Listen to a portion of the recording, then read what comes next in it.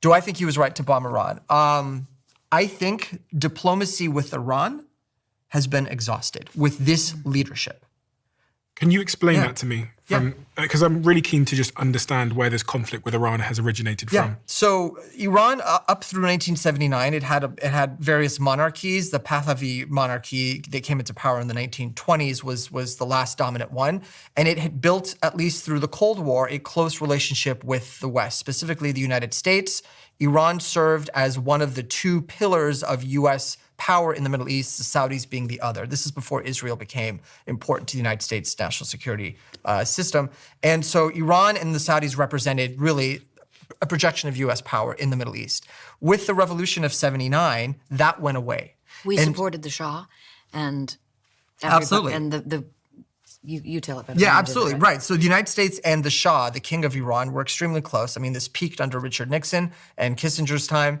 And as a result, the Shah became very, very wealthy, looked to rapidly modernize the country.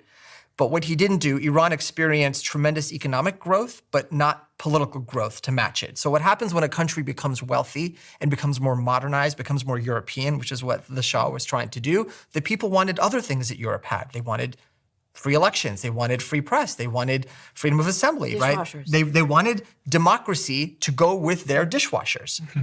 The thing is the Shah said, I will give you all of the trappings of modernity, high rises, air conditioning, indoor plumbing, dishwashers, electric appliances, but this democracy that you want, that's pushing it too far. So you had this rapid economic growth, this uneven political growth, and there the seeds of revolution were planted. The people were unhappy and they said, wait a minute, why can't we have the other things to go with this growth? So the revolution happened with a bunch of different forces coming to play, not just the Islamists, but the Islamists were the ones that dominated at the end, and they cleared everyone out. They killed them, basically, marginalized them.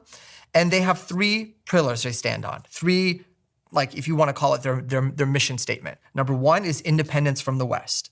This Iranian regime believes no more dependence on the West like the Shah did.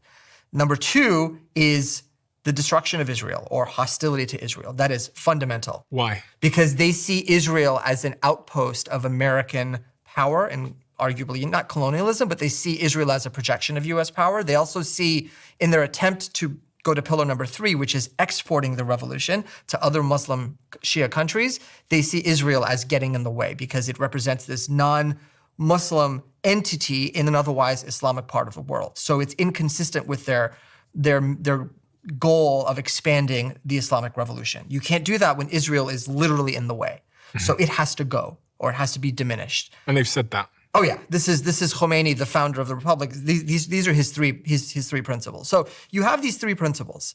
You take any one of them away, the whole edifice, the whole thing falls down. It's like a tripod. Break one of its legs, it doesn't have enough to stand on. So diplomacy with the U.S. means ending hostilities with the West, and it means acknowledging Israel in some way. This government cannot do that. Otherwise, it loses all credibility.